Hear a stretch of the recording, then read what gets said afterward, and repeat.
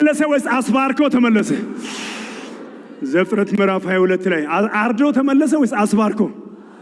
ሞሪያ ተራራ መታረጃ ወይስ መባረኪያ ቦታው ነው? በቤተ ክርስቲያን ውስጥ እግዚአብሔር ወደ መሪዎቻችን ወደ አለቆቻችን በየደረጃ የሚያመጣው ነገር የምንታረድበት ሳይሆን የምንባረክበት። ይሄ እስቲል ሰላም ይብዛላችሁ ውድ ወገኖቼ ባላችሁበት ስፍራ ሁሉ። ቄስ ኃይሉ ዘሪሁን ነኝ። እንግዲህ ሞሪያ መታረጃ ወይስ መባረኪያ በሚል ርዕስ ቢሾፕ ተረፈ ፈካ የአዲስ አበባ ሰበካ ኃላፊ ያቀረቡት መልእክት ሰምቻለሁ። እስቲ አንዳንድ ነገር ልበል። እርስዎ ምን ይላሉ? ለምሳሌ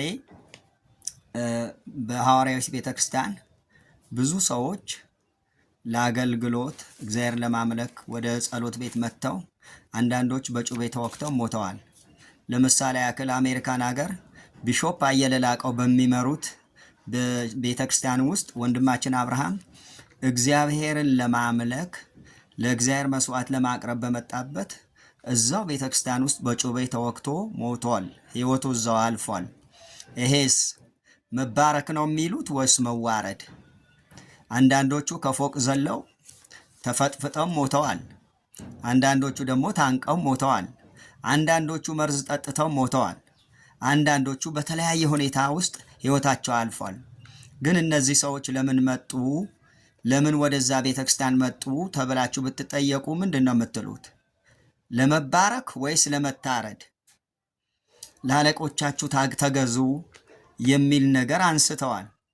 እሺ ለእርሶ ተገዙ እንበል፣ ለህብረቱ ተገዙ እንበል። እነዚህ ሰዎች በመገዛታቸው ምንድነው ያገኙት? ህይወት ወይስ ሞት? ጥፋት ወይስ ትርፍ? አንዳንዴ ስብከታችን እኛን የሚጠቅም ብቻ ህዝቡን ባሪያ የሚያደርግ ብቻ ባይሆን ጥሩ ነው። አሁን እርሶ ያው እንዴት ብለው እንደሚሰብኩ ማንም ያውቃል።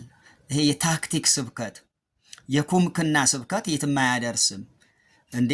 ይሄ ልጅ እኮ ራሱን ለመለወጥ ቤተሰቡን ለመርዳት ተምሮ ጥሩ ቦታ ለመድረስ ነው አሜሪካን ሀገር የሄደው እንጂ ቤተሰቦቹን ጠልቶ አገሩን ጠልቶ እናቱን አባቱን ወገኑን ጠልቶ አይደለም።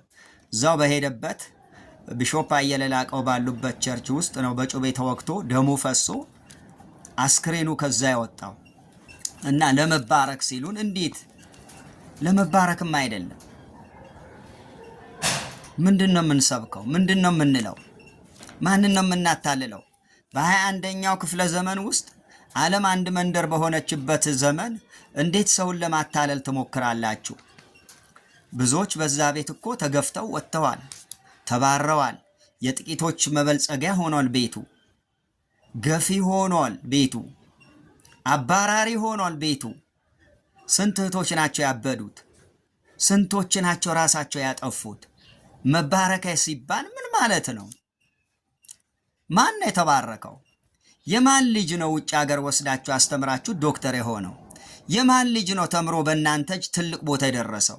እግዚአብሔር የረዳቸው ምናልባት አንዳንድ ወንድሞች እህቶች ካልሆኑ። ሞሪያ መባረኪያ ወይስ መታረጃ? አብርሃም እኮ ልጁን አላረደም። ልጁ መታዘዙን አሳየበት።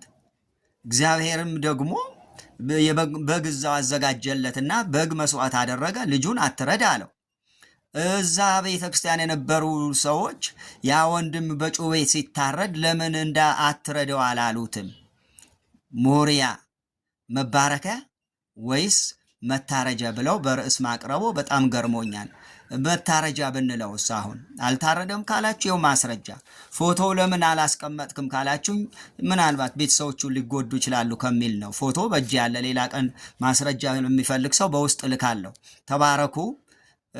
ቄስ ኃይሉ ዘሪሁን ነኝ። ስብከታችን ግን አስተካክለን እንስበክ።